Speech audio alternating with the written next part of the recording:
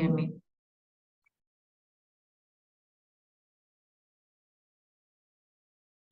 So generally, okay, as a way of recap, so I would just say that last week I looked at the general definition of social media as the use of technology in the creation of content, and the content goes beyond text to encompass videos, images, and the rest of all that. I also looked at the population of people that use social media. Should I say daily or yearly? The population of humans, at least, that use media increases, okay, such that as at 2018, about 2.4 billion people all over the world were using social media. And as at January this year, 31 million Nigerians are using social media.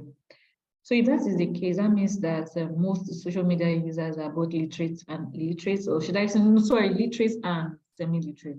All you need to do to use social media is to be able to read and write and to some extent interpret text and videos, okay? So you just need basic education to be able to use social media. So I also said that considering the population of people that use social media, and considering the fact that an average human spends at least 3 hours on social media, okay, it portends great, it actually provides a very large platform for gathering of data, and also as well as the analysis of data. It will consider the fact that a lot of people use social media. That means they are doing something on social media. If they are not commenting, they are posting, they are liking, they are arguing, they are debating, they are soliciting for one thing or the other. All these make up data. So just like we have data in our day-to-day interactions and experiences as humans, we also have data from day-to-day interactions on social media platforms. So as a researcher, you can use the social media to conceive research idea while you're on the social media, surfing through different social media platforms like Instagram, Twitter, Facebook, and the rest of all that. You watch videos, read news, you read comments, you do a lot of things. While you're doing these things, you can think of what you can research on. You could decide to research on something that captivates you, or something that you feel people need to know more about. So anyway, don't want to digress. Then I also said that you can also use the social media to get your data. So if you can use the social media to conceive a research idea, of course, you can get the data for that research idea from social media. Now, even if you do not conceive the idea from social media, you can also use the social media to get your data.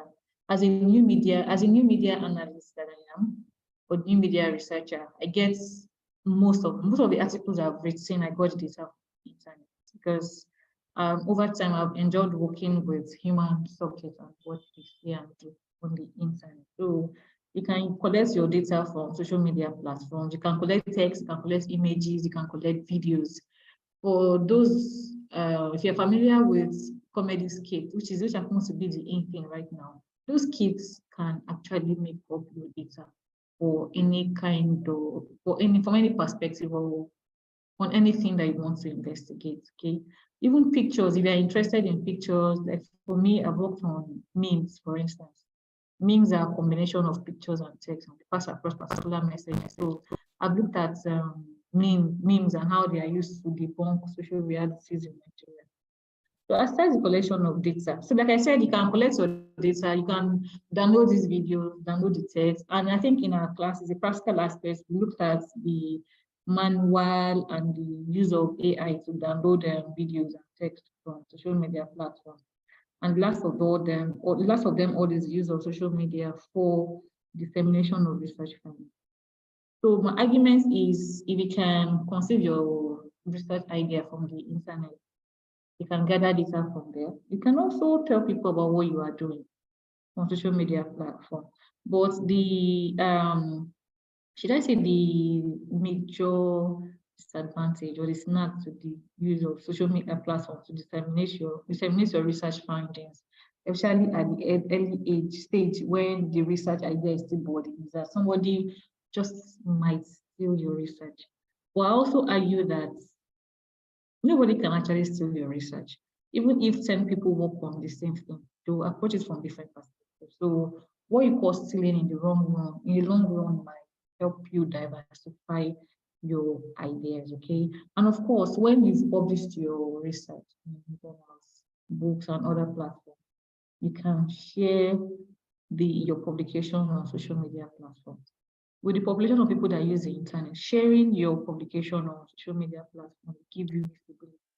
And of course, as academics, we all know what visibility can do for us and our identity as researchers.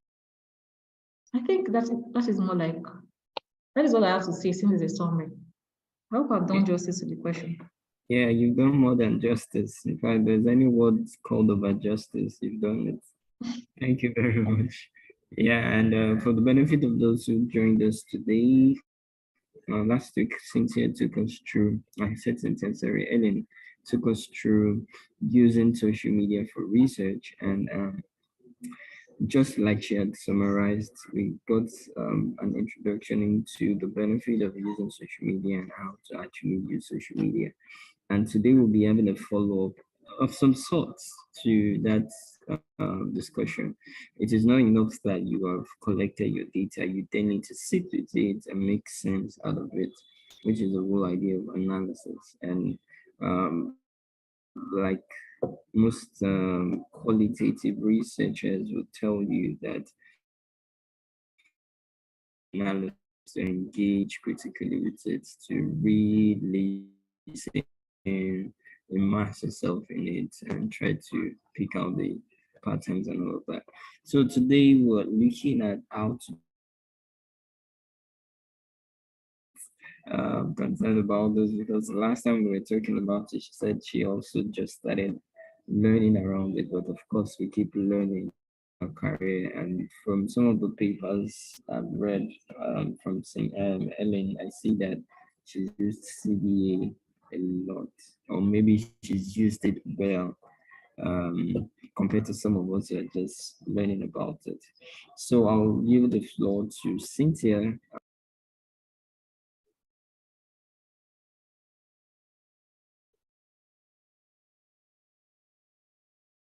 Is that me or you? I can no longer hear you.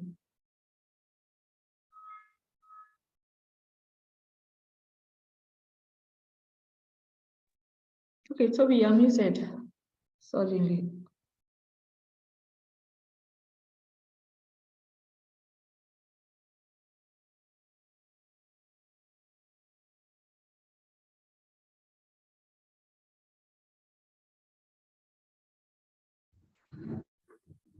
Dr. Nin, sorry, did you get the last thing I said?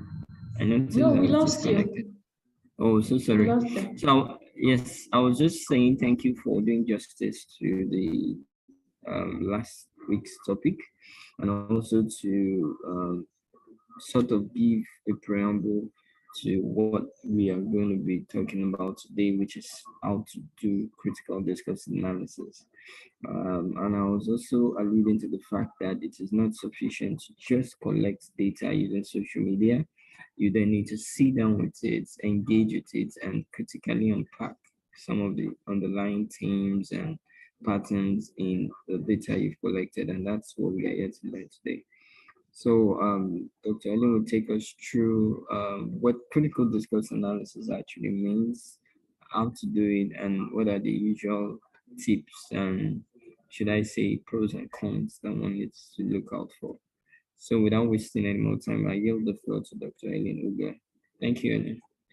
I will transfer host rights to you now so you can share your screen. Okay.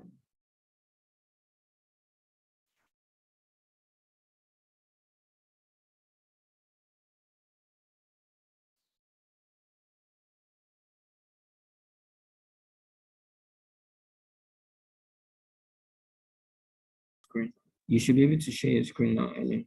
Yes, I can. I'm trying to Okay. work on it. All right.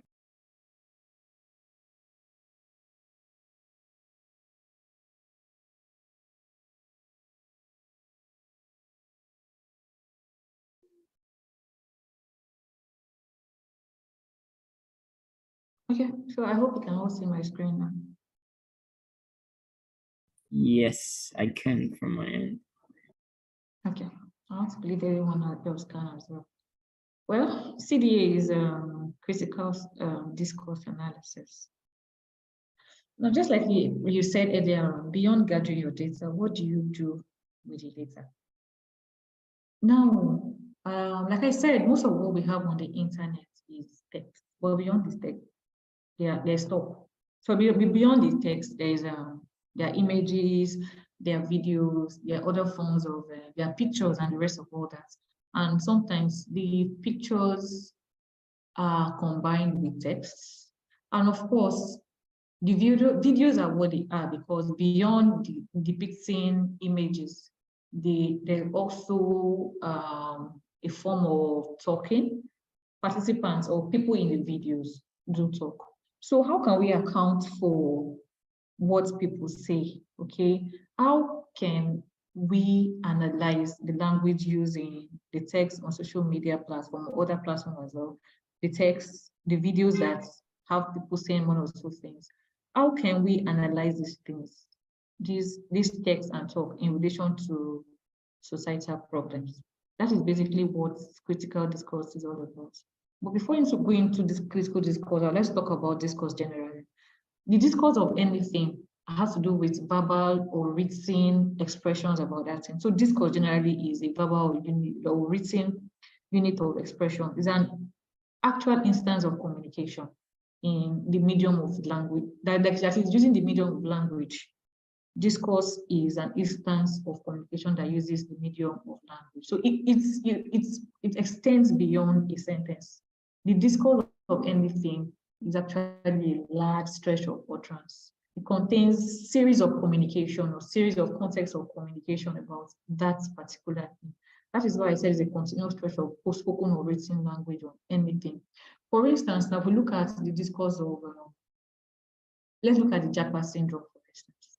There are various discourses about the Japa syndrome. So it's not just a sentence, it's not just something that you get from a text, it's a continual communication or interaction about that particular thing. So that is what discourse is all about. So discourses, of course, is a human phenomenon. Discourse is a human phenomenon or human attribute such that it is situated within society. For instance, now we can say that the discourse of feminism in Nigeria, for instance, differs, okay, from the discourse of feminism in America. Feminist studies in America has grown larger than what we have in Nigeria today. We can also say the same about the discourse of sexuality. There are things being talked about sexuality in developed countries that we cannot, or we are not ready to have such conversation here in Nigeria. So discourses are situated within human societies and they are socially shaped by societal practices within this society. And also like to reiterate that discourses are spoken. They can be spoken, they can be written, okay? They also come in form of visual representation because I think because of this meeting, I'll be talking about images, videos, and pictures. So you know they say what they say about pictures, that pictures, a picture contains 1,000 words. So pictures are actually text. So they also represent discourses in general. So discourses are spoken or can be spoken, written, or visual representation on any topic that you can think about. So that brings us to critical discourse analysis. CDA, which is CDA is an approach to the study of language or linguistic text beyond discourse. Now, what I mean by beyond discourse is the fact that when you think about discourse, you think about just the conversation here and now, okay, or other conversations that are related. CDA goes beyond the conversation to talk about, look at the society.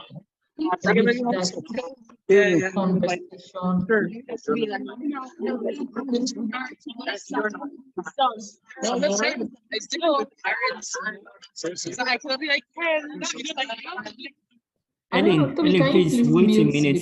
Yes, let me do that. But you're host now, so I can do that from my end. Can you? Yeah, I have to. Yeah, Dr. Itoro, could you kindly mute yourself, please? Thank you. Ellen, you're the host now, so you can do that from your end. I think doing that for my end means I may have to stop sharing, right? No, you don't have to. Just click on the participant list and I like the person's name. I think that's Dr. Ettore, but he's mute now, so you can continue. Okay, he's Thank you. muted. Okay, all right. Yeah, he's muted. So, okay, I was saying that CDA considers the context of communication and general societal practices too, because most times every context of communication builds on the etiquette of communication within that context, as well as societal practices within that context. Let's take, for instance, student-lecturer conversation in Nigeria. For instance, there's a way adopt there's a way less format. so who do you know is talking now? Inemeka, right? Okay. Yeah, Inemeka. Sorry about this. I think we need to activate a setting that mutes everybody upon entry. Sorry for the distractions. No problem. How would I do? So I was saying that CDA takes into cognizance societal practices. So the Nigerian society, for instance, gives too much respect or deference to older people, elderly people, such that such societal practices has been transferred to even formal settings. Okay, so here in Nigeria, you're supposed to talk to your lecturers as if they are your parents. You are called them the same respect you are called your parents, such that, of course, you can even call them daddy and mommy. Okay, in some cases, of course, and then formally, of course, I expect to call them Professor this or Dr. that or Mr. this or Mrs. that. Okay, but in the US, from what I've gathered so far, sometimes some professors allow you to call them by their first name. Okay, so what I'm trying to say is that context of communication are shaped by societal practices. Should I say societal practices come into play in various contexts of communication? So when you are doing your CDA, you look beyond the discourse, consider the societal practices, societal ideologies, okay, in order to be able to do a thorough analysis of what you are looking at. That is why I said CDA considers language as a social practice. Okay, social practices affect the use of language in every context of every human communication. And CDA also considers the way in which power relations and ideology are embedded in this. There's no way we talk that we don't show inclination towards what we are talking about. Okay, beyond that, our general beliefs, okay, or the general rules that guide our attitude towards life also reflects in what we say. So that is like a layman's definition of ideology. Okay, so our ideologies are embedded in what we say, in both in obvious and not so obvious ways. Sometimes we come out categorically to say what we believe in, and sometimes it is not so clear. But the kind of arguments we give and the words or the linguistic expression we use to give this argument portray ideological beliefs and practices. Okay, but so through CDA, as a researcher, through the use of CDA, you can investigate, challenge, and intervene in power relations. So beyond looking at ideological belief and practices, you can also look at power relations or social problems as portrayed through the use of language or linguistic elements. So I would also like to say here that CDA is not a theory. This is only an interdisciplinary approach to the study of linguistic and non-linguistic text. So CDA is not a theory. There are different theories of CDA, but CDA as a whole is not a theory. It is only an approach. So I would say that the major tenets of CDA is that CDA investigates oppression, dominance, unequal power relation, ideology, and the rest of all that embedded in human conversation about different discourses. As a result of that, we say that CDA is interdisciplinary in the sense that it adopts interdisciplinary approach in the investigation of text. What I mean is that, for instance, I'm in the Department of English, but I've worked on political discourse, I've worked on societal practices, I've worked on women's reproductive health, and the rest of all that. Now, so just like Toby said earlier on that I've done CDA. So I've done CDA, I've done FCDA. FCD is feminist critical discourse. But the difference between CDA and FCDA is that FCD is gender-based, while CDA can cut across anything. So CDA generally adopts an interdisciplinary approach to the investigation of text, in the sense that it incorporates the social, the cultural, the historical, the political, okay, the medical, as well as ethnographic and historical approaches. So it is all encompassing. So you cannot say, I'm not in English, I don't have to use CDA. If CDA is relevant to what you are doing, I assure you that you find it a very interesting approach to the analysis of any given text. So as a form of recap, I would say that CDA is interdisciplinary. It incorporates several disciplines, from the medical to the legal to the rest of the world. The reason why the interdisciplinarity of CDA is important to talk about or mention is the fact that, you know, I talked about discourse earlier on. So the discourse, for you to be able to analyze what you're working on, you must be familiar with conversations around that discourse. And of course, conversation builds on other conversation. When people talk, they make reference to what they have said, what somebody has said. Okay, they make reference to what obtains in other societies or other places. So when you're doing a CD of anything, you may have to link up all these things together. But at the end of the day, it makes your analysis robust and makes it easy, or makes it easy for anybody that picks up what you have written to have divergent views and opinion about what you're talking about. So you could be, for instance, now in sociology and in your CD analysis of what you're analyzing, to talk about psychological and medical effect of something. So let me give an instance now. I'm working on abortion. Now, beyond abortion being a topic that is situated in reproductive health, I am in English, so I'm using narrative on abortion. But you see, in my analysis of women's narrative of abortion, the political has come into play, the legal has come into play. To a large extent, we can say that abortion is politicized in Nigeria and many countries of the world. The psychological come into play. You cannot talk about women's abortion experience without talking about the psychological effects of abortion in them. But at the end of the day, what I'm looking at is the language, the text, what the words that they use to talk about their abortion experiences. And if you investigate these texts, you see certain recurring things. I've looked at women, the identity women build for themselves when you talk about their abortion experiences. And I've been able to argue that this identity most times is dependent or contingent upon societal practices and beliefs, as well as the legal sanction or dimension about abortion in Nigeria. So CDA is also interdiscursive, like I said. Discourses are not isolated. Now I'm talking about CDA. I moved on to abortion.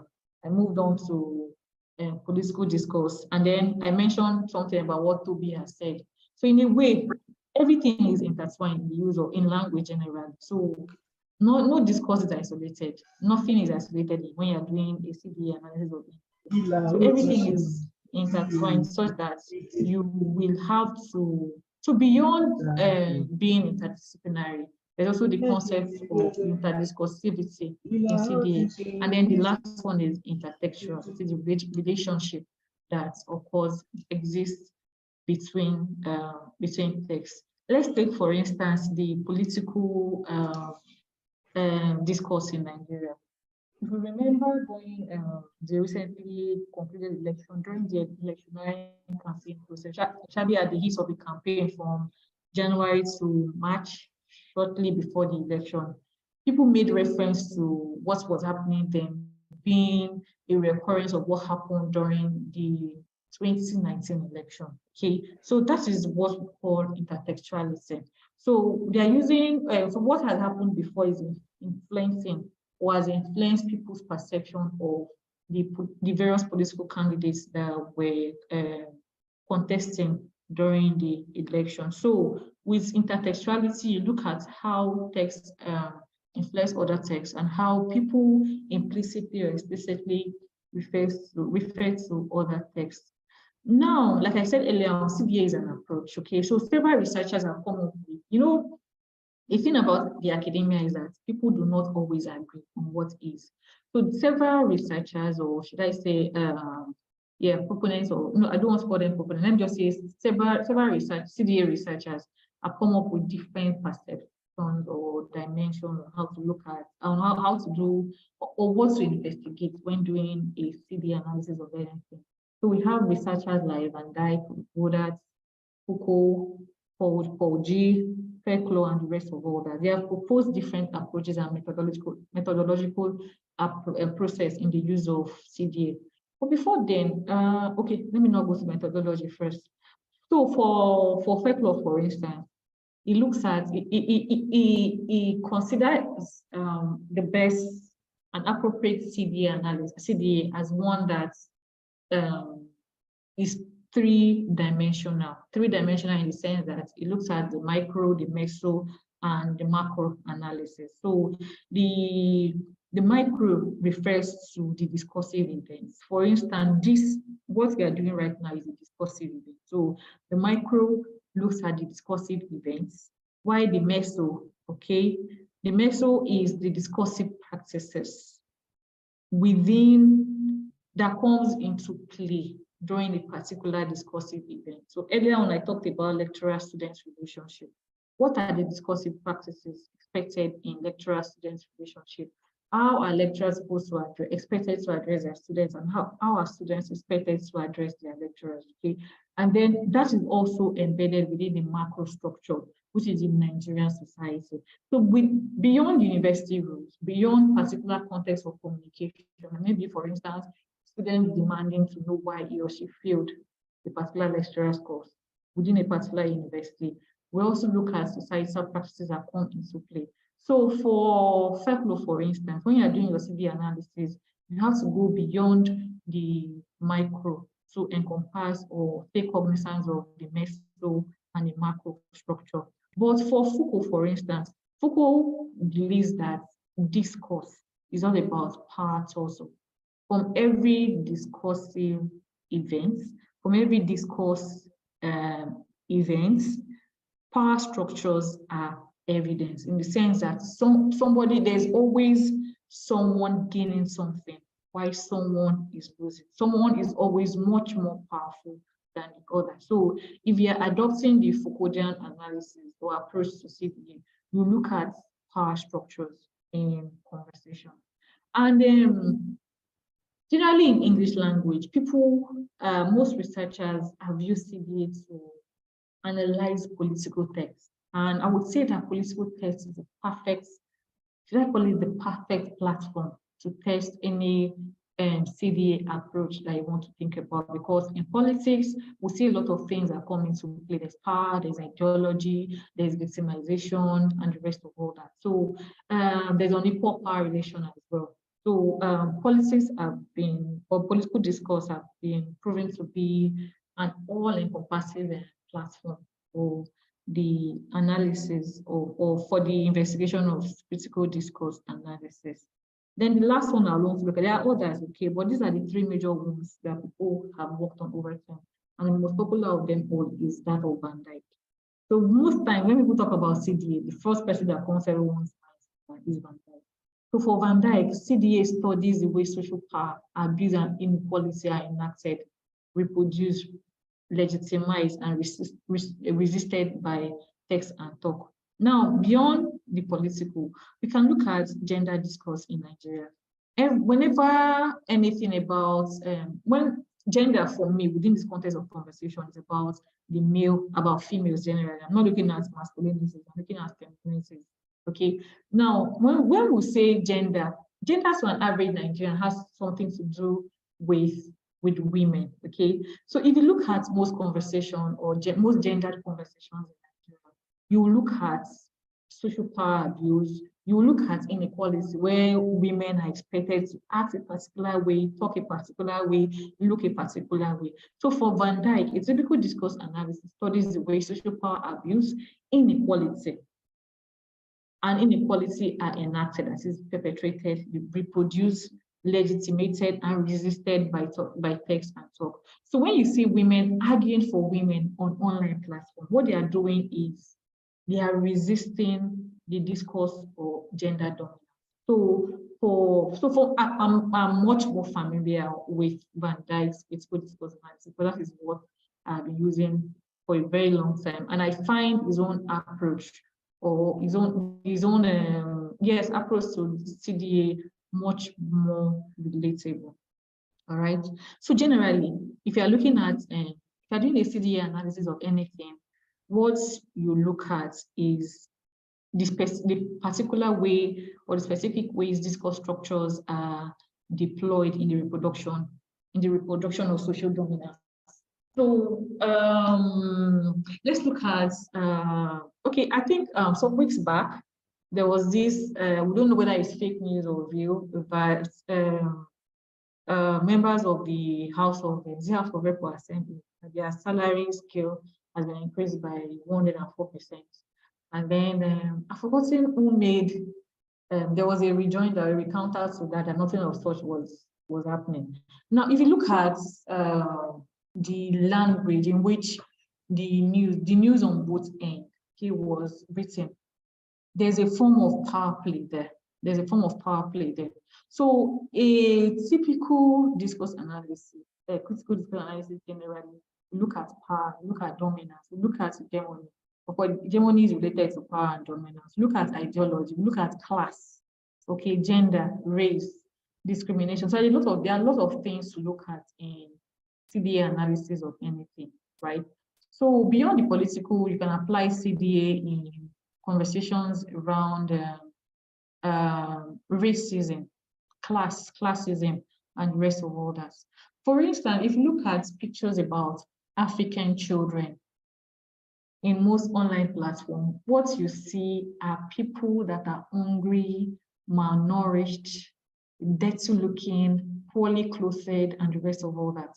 That suggests that Africa is poor generally. But the truth is, we all know that that is not an actual or the real depiction of African children, right? I have nieces and nephews. I know my nieces and nephews all look like that. So that is actually a form of, should I say, or discrimination and race as well coming into play. So your typical discourse analysis can look at all these things.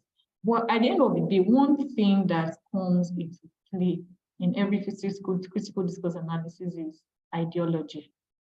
Ideology and power. Ideology and power. So just to take us through the notion of ideology and power. So we can say that now when you're looking at ideology and power in your analysis of, or your critical analysis of any discourse, there's this belief for us CDA analysts that discourse generally is used by dominant group to oppress the less privileged group. Now, if we look at what the president is saying about this current wave of hardship that is happening in Nigeria, president is saying Nigerians should bear with the Nigerian government. Nigerians should learn to adjust to the situation because things will get better in time. An online conversation about the president's stance is that you cannot expect the masses to make sacrifices when those in power are not making sacrifices. So we'll see that with the president's choice of words is oppressing Nigerians by in a not so obvious way, by telling Nigerians to bear with him and the rest of all that. It's a form of oppression because a lot of Nigerians are less privileged and they are suffering from the policies or the new policies being formulated by the present administration. So discourse is used by dominant groups to oppress the less privileged. And at the same time, so members of the oppressed group use discourse to resist domination. Now, if you can remember what happened during the NSAS, NSAS basically was a form of resistance. It was a form of activism. So if you follow all the conversations, the placards, the texts, the tweets, and the rest of all that, all of these were used to resist the domination of the Nigerian government as well as the Nigerian police. So discourse is used to oppress and it's also used to resist oppression. So CDA investigates these things in text such that it analyzes or investigates or examines any traits of inequality, unfairness, injustice, and other forms of social imbalances. So as a CDA analyst or as a CDA scholar, you're assumed to be the fighter, okay? Or you're assumed to be someone that's looking out for the oppressed and less privileged in society. You are using your work as a form of social action to call out inequalities or dominance in society through your research. So, in CDA, we look at so like I said earlier on, CDA is a form of social action that interprets ideology and perspective of power and inequality, underlying the production of discourse in various contexts. So I've written something on ethnicity in Nigeria. Originally in Nigeria, some ethnic groups are perceived to be much more intelligent than, I'm not going to mention ethnic group in Nigeria, much more intelligent than others. Then some other ethnic group are perceived to be richer or more industrious than the others. Then there's this other ethnic group that people believe that all they do is make babies and multiply. They don't have anything to offer. So if you look at online conversation on anything political, there's a way ethnicity comes into play, and these ethnic beliefs and practices come into play. So this kind of data, for instance, prefer an interesting approach or an interesting way of investigating the discourse of oppression, power imbalance, and ideology within the Nigerian context. So I'll say that a typical CDA analysis brings out elements of bias, prejudice, manipulative use of language, distortion of facts, and the rest of all that. So if you know that for politicians, for instance, an average politician, when addressing the general public, usually distorts a lot of facts. So as a CDA analyst, okay, you can look at how facts are distorted. In fact, even news reports too is not free from oppression, dominance, and the rest of all that. If you look at the way news is cast on different electronic channels in Nigeria, you see that each television, each TV station have their own agenda. And their agenda is always evident in the way they cast their news or the perspective of with which they portray the news. So as a CDA analysis, we can look at all this. And data in CDA, earlier on I said that CDA is interdisciplinary and multidisciplinary. So we don't look at fictional works.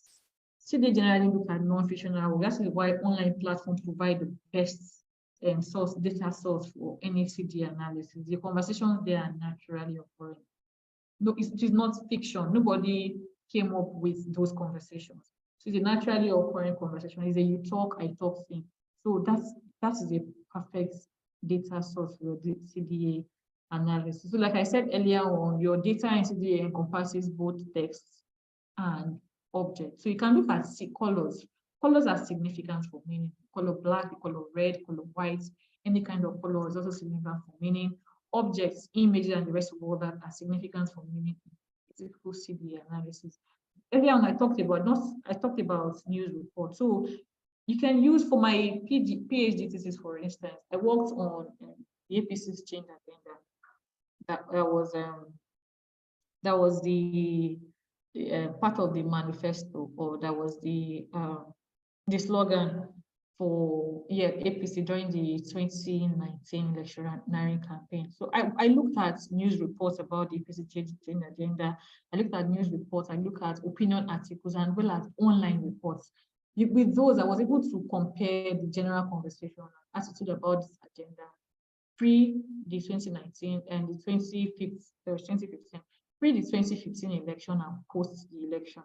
So news reports, public and political speeches, media reports, political handbills and posters all provide data source for your CDA analysis. But for me, I would say that the most interesting of them all are online comments. So because I love working with human subjects, the online comment section of most news reports is always very interesting. On that platform, you get divergent views and opinion about what is being discussed. And of course, if you follow comments on anything in Nigeria, you get rich opinion about it, and your knowledge about that thing is improves over time with the more comments that you read. Here I have a conversation or a text that I called from the Conversation Africa about women in politics.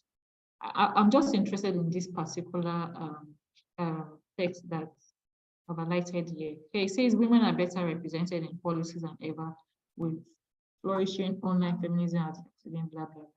Now, if you look at this text, will show that the person, whoever wrote this, is should I say, is pro-women.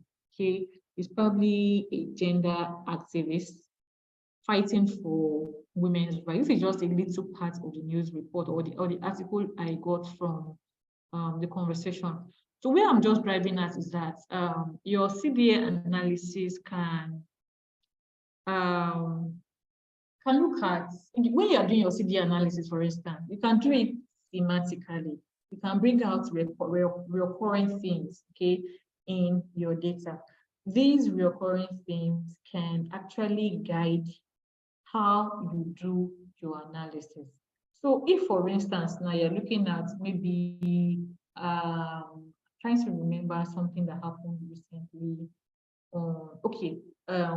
yes, for instance, if you look at this Midsummer girl and the general discourse about the forgery of our results and everything, if you look at the comments, you see notions of ideology, okay, coming into play.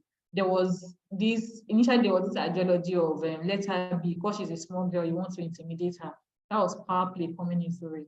And in fact, if you're going to use that, for instance, as your data for any research, there are lots of interesting findings that you can get when you apply your CDA analysis to that. There's a lot of things to uncover in CDA analysis, and this is just a minute, a very small part of your CDA, of what you can do with CDA. But I'll just say that if anyone is interested in CDA, okay, or in utilizing CDA approach to the analysis of their data, you may want to read up on Van Dyke. Van Dyke CDA is very straightforward. And I think a lot of researchers use Van Dyke CDA compared to that of others. So in conclusion, I would just say that CDA considers power language as a form of social practice, okay? And it considers the way in which power, relation, and ideology are embedded in what people say, whether obviously or otherwise. So thank you very much for listening to me. I hope I've not left you confused.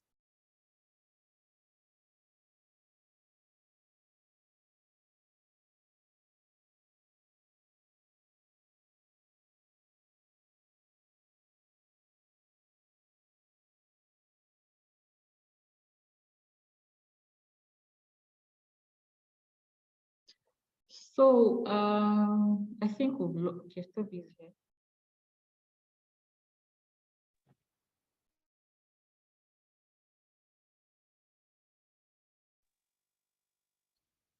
Hello, good evening, everybody. Can you hear me, please? Yes, I can hear you. I guess others can hear you. Oh, okay, good evening. Thank you very much for the exposure to CDA. It's been a very enlightening session. So very quickly would be taking questions now and comments. Yes, so if we have questions or comments, could just raise our hands so our facilitator can answer questions and react to comments.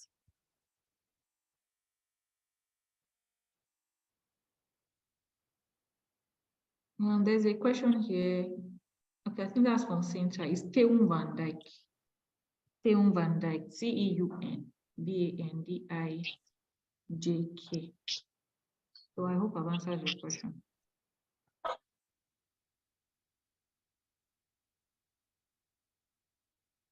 Yes, thank you. Teun Van Dyke. Yes, thank you.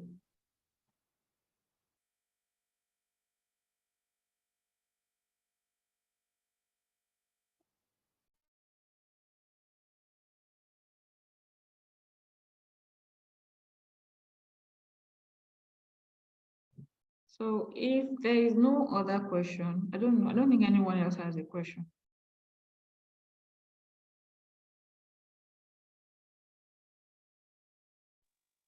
Okay, it seems we do not have any other questions. So I want to appreciate everyone. Okay, is there a question? No, wait, 2 hands are raised. Okay. Maybe they want to say something. Okay, you can unmute yourself and ask your question. Let's start with Cynthia Olufade. Thank you for that insightful presentation, Doctor. I'm in transit, so it might be a little noisy. I wanted to ask basically about I'm in the Department of Anthropology. I'm doing my PhD. I was going to ask about how critical discourse analysis intersects with ethnography. I know that you talked about online or ethnography, I don't know what they call that, but online participation and all that. But I'm really interested in how I can engage, because I'm doing ethnography, how I can engage CDA into my research, basically. All right. Can I say that no, in your ethnography, I want to believe that beyond observing the societal practices or whatever you're working on, you work with text. Oh, yeah, the theoretical part, of course, yeah. It's good that you were mentioning a lot of Foucault. I'm actually using some of Foucault's power theories, also feminist anthropologists like that followed his theories like that. So it's, of course, there are texts that discuss, that have lots of discourse. I'm working on sexual violence and sex trafficking that discuss the matter. And then I'm now actually in the field and collecting data to analyze these theories that I've gotten from texts.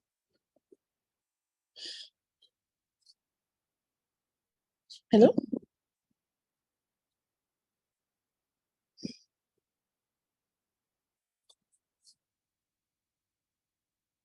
Can you hear me? Oh.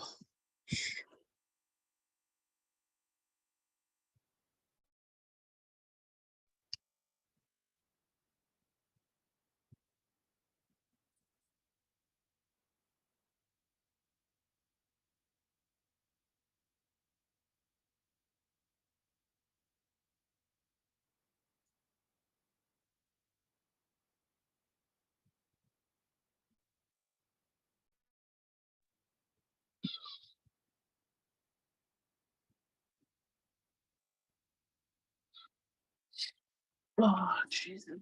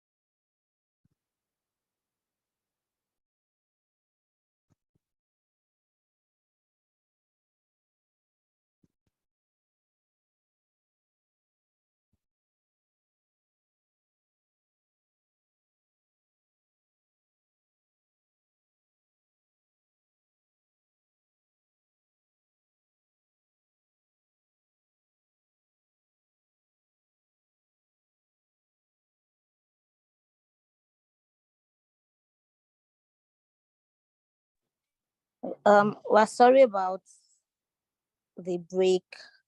Our facilitator's network just tripped off, but she's trying to come back on. So please, let's wait patiently for her. We are very sorry.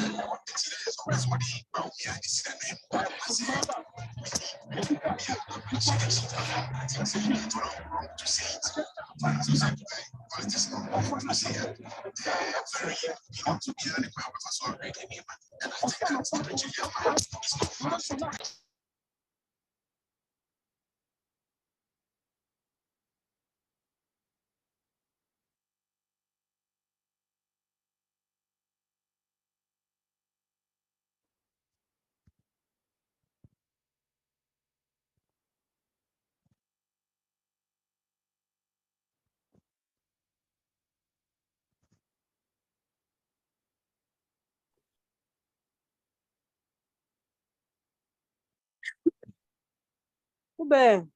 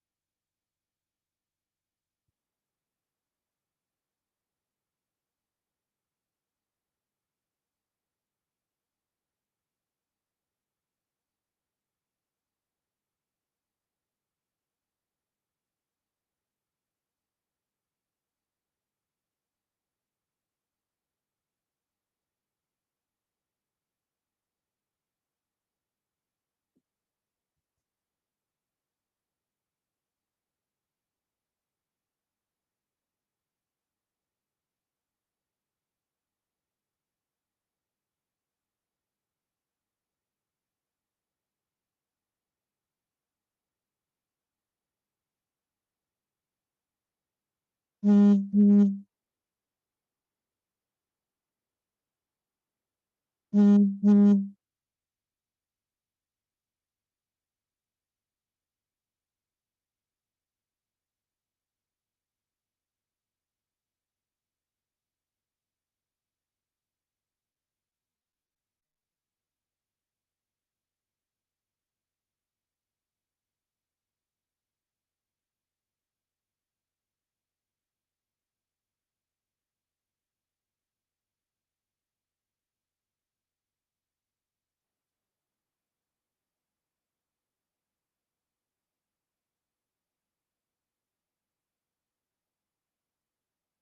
just wait. Maybe we just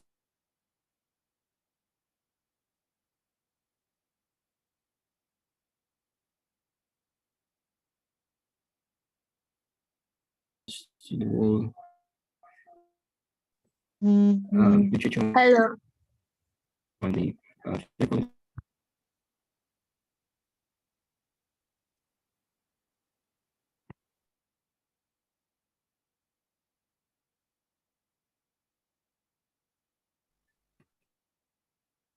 Ellen, can you hear me at all?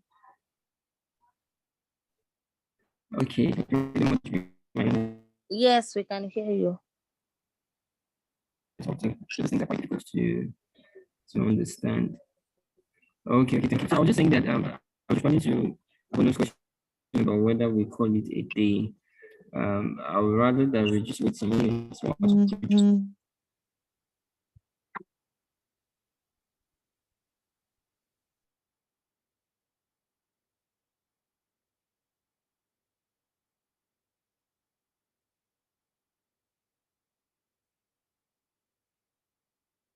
just inside the city and they will respond that around the time.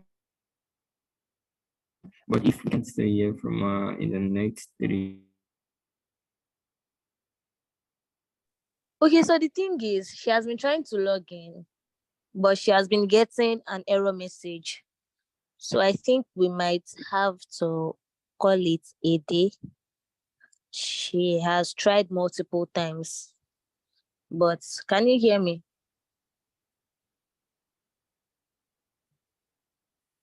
So I think we can just call it a day. We are very sorry. We apologize for this delay and inconvenience.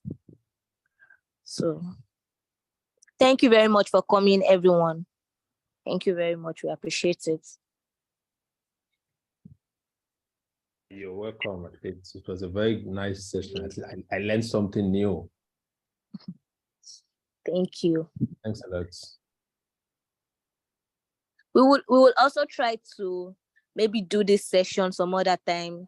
Then we can take questions and reactions and comments. That's fine. That's fine. All right. Thank you once again. Welcome. I've enjoyed the rest of your day. And you too.